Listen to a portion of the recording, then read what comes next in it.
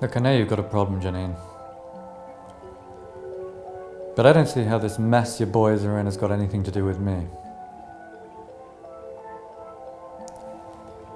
So if you've come in here to see if there's some strings I can pull, then you're way off course.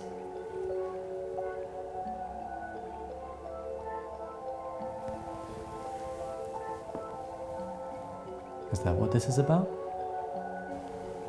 Hey, Randall. Before you go on, this boy who's being looked after, tell me if you agree with this. This boy who's been looked after, he knows who you are. And you know how the things go. They are going to ask him all sorts of questions about everything he's ever seen or done, everyone he's ever met, the whole shemazil. And you've done some bad things, Widdy, haven't you? I want this part to be clear. This is not about you doing me a favor or me blackmailing you, anything like that.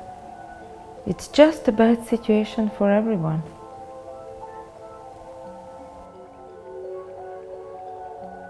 But Ezra's got the address.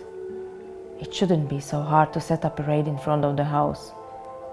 There would be reasonable grounds for all the strange activities, comings and goings day and night. One of the neighbors might have seen a gun or something. But this is your area of expertise. I'm not trying to tell you how to suck eggs. What do you think?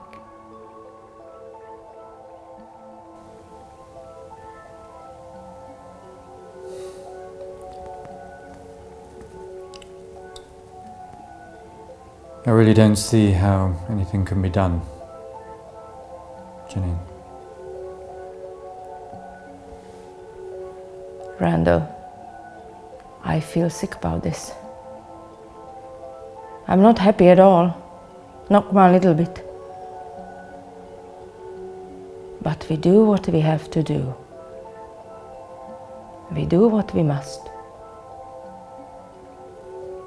And just because we don't want to do something, it doesn't mean it can't be done.